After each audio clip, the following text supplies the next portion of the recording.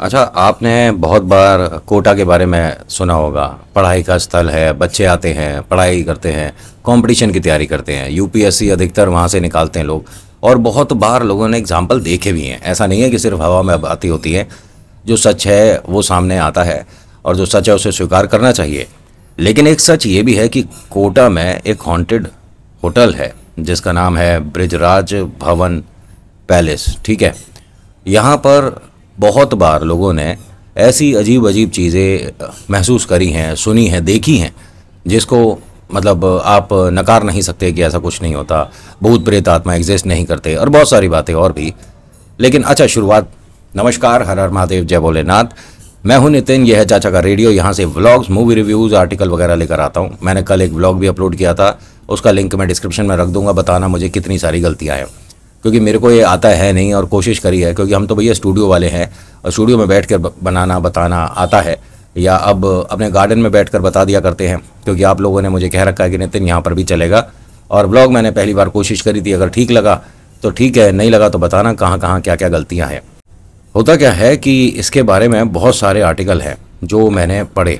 उनमें से एक आर्टिकल मैं आपके साथ डिस्कस कर रहा हूँ, जिसके अंदर इसके बारे में मतलब इंक्वायरी करने के लिए एक कपल यहाँ पर आया था। कपल इसलिए भी बोल रहा हूँ, ऐसा नहीं कि लड़का लड़की है तो मैंने कपल बोल दिया। हाँ, अब वो मैरिड हैं और ये तब की बात है जब दोनों की शादी नहीं हुई थी, तो मैं कपल ही बोल रहा हूँ। और ये दोनों यहाँ पर अपने कॉलेज के एक प्रोजेक्ट की वजह से आए थे।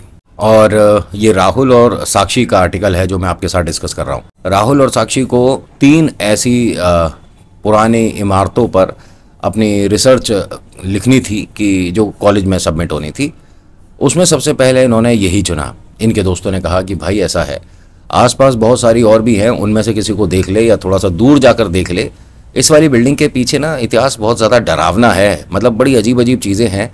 कुछ लोग कहते हैं कि ये बिल्डिंग भूत प्रेत आत्माओं से भरी पड़ी है, और कुछ लोग ये कहते हैं कि एक अंग्रेज़ जो कि इस पूरे उसका बिल्डिंग का रखवाली करता था या मालिक था, उसका प्रेत आज भी यहाँ पर रखवाली करता है। बहुत सारे इसके पीछे डरावने किस्से हैं। वो जिसको दिखा उसकी याददाश्त पर फ़र्क पड़ जाता है और बाद में वो ठीक नहीं होता। प्रेत गतिविधि इतनी हुई है कि लोग यहाँ पर अपना मानसिक संतुलन खो बैठे हैं। तो तुम दोनों को भी यहाँ नहीं जाना चाहिए, किसी और जगह चले जाते। लेकिन इसने भी मना कर दिया कि नहीं, मैं ऐसी बातों पर भरोसा नहीं करता और कोई भूत प्रेत आत्मा नहीं होते। पुरानी बिल्डिंग है, इतनी खूबसूरत है बाहर से, अंदर से इसको देखना चाहिए और हमें यहाँ पर बहुत सारी नई चीज़ें मिलेंगी सुनने को, देखने को। तो इनके दोस्तों ने सीधा सीधा बात बोली कि भाई यहाँ पर देखने सुनने को जो चाहिए वो नेट पर मिल जाएगा, वहाँ पर तुम दोनों को जाने की ज़रूरत नहीं है। खुद तो जा ही रहा है और साथ ही साथ जिनसे तेरी शादी होने वाली है, सबको पता है कि अगले साल तुम दोनों की शादी है, उसे भी लेकर जा रहा है। अरे तो हम दोनों का कंबाइंड प्रोजेक्ट है ना, हम दोनों को मिलकर सबमिट करना है। तो क्या हो गया अगर मिलकर सबमिट करना है, उसमें अकेले तू रिसर्च नहीं कर सकता। और मैं तो बार बार कहता हूँ कि भाई तुझे यहाँ पर जाने की ज़रूरत नहीं है।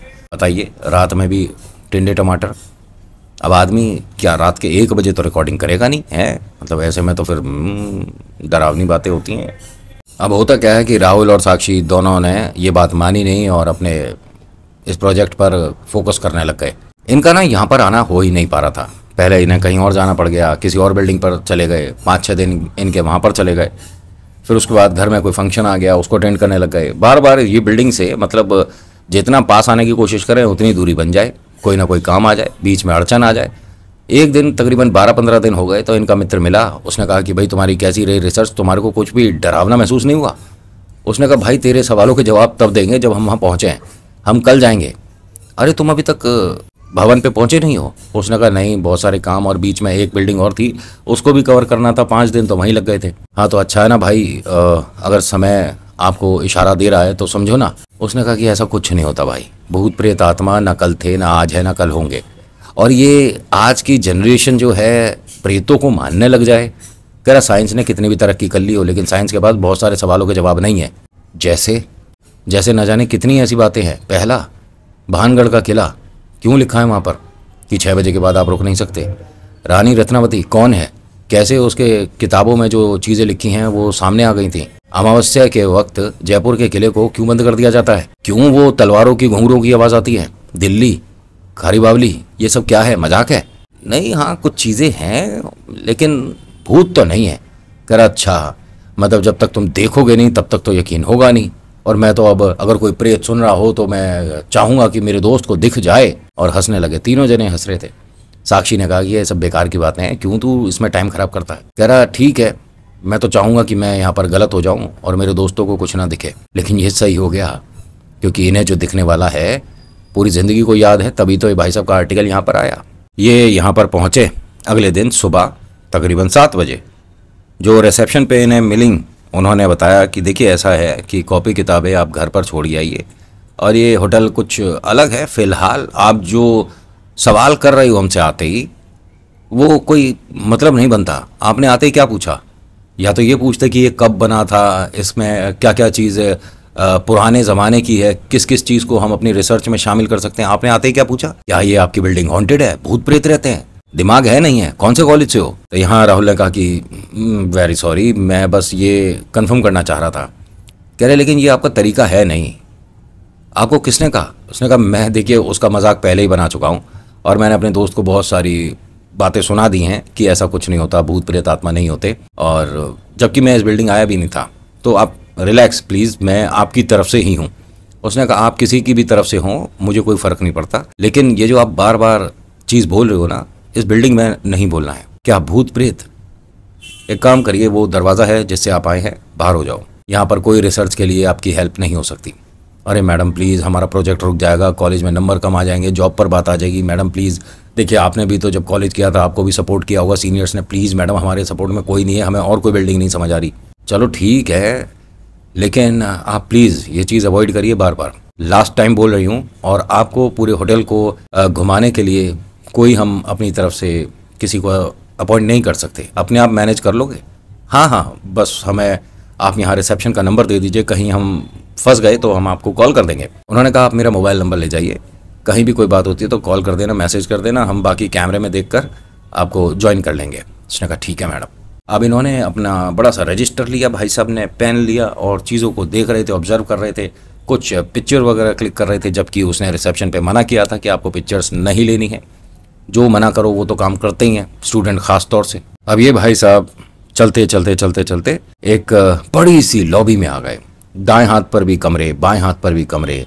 ज़मीन तो पूरे होटल में दिख ही नहीं रही थी, पूरे पे कालीन होता है ना, बढ़िया वाला कालीन, और ऐसा लग रहा था कि हमने इस कालीन पर पैर रखकर कालीन को गंदा कर दिया हो। इतना साफ सुथरा, बेहतरीन अंदर की कारीगरी। अगर आप जाते हैं ना तो प्लीज़ शाम के 5 बजे से पहले देखिएगा जाकर, और क्या बेहतरीन दिखता है।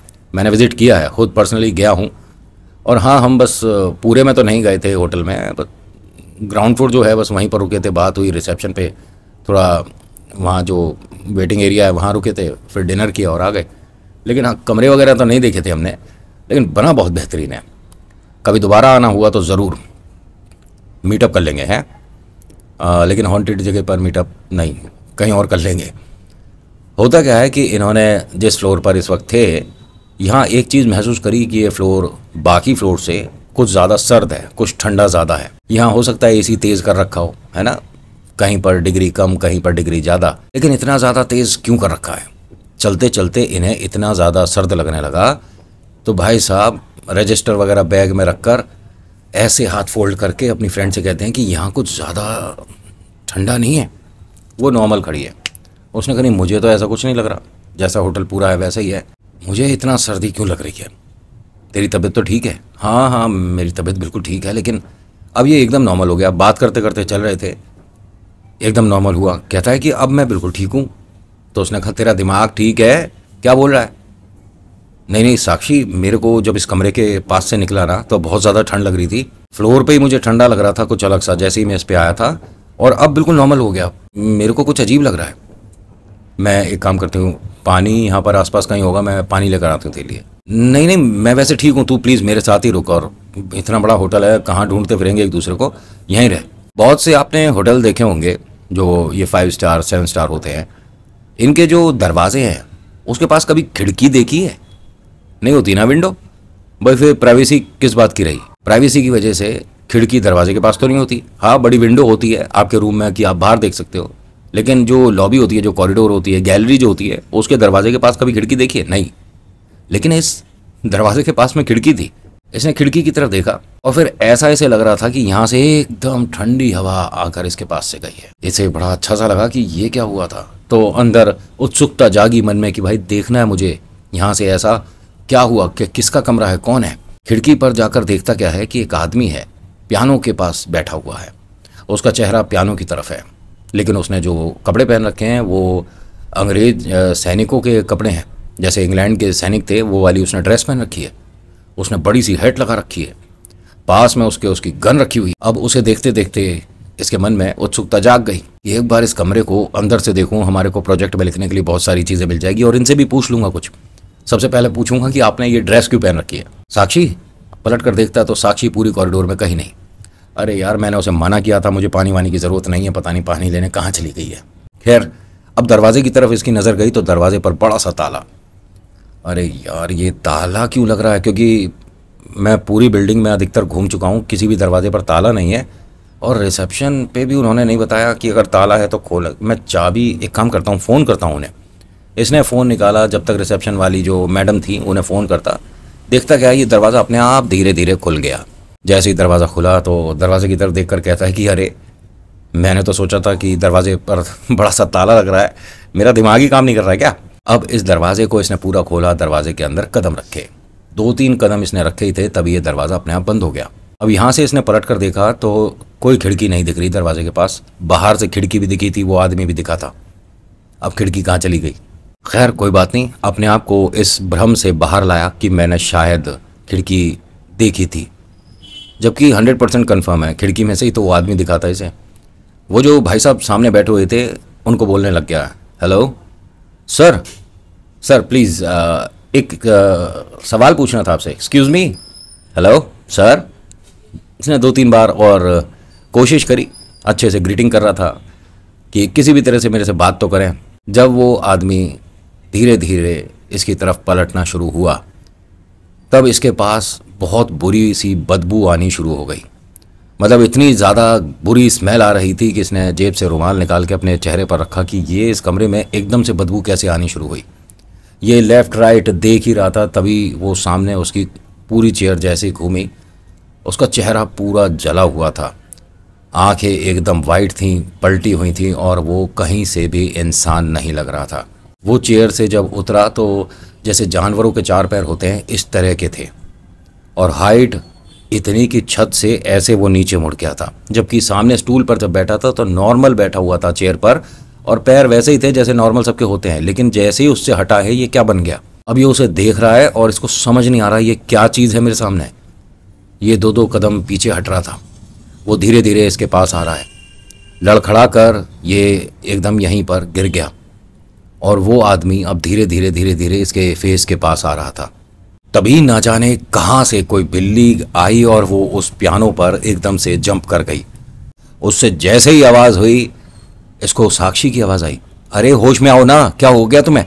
इसने आँख खोली तो इसके आसपास काफ़ी लोग खड़े हैं। ये होटल के रिसेप्शन पे है। कुछ लोग इससे पूछ रहे हैं कि भाई साहब आप ठीक हो, पानी पियोगे। इसको पानी की छींटे वींटे मारी जा रही थी। हाँ मैं बिल्कुल ठीक हूँ, और मैं यहाँ कैसे आया। उन्होंने कहा आप यहीं पर हो बहुत देर से।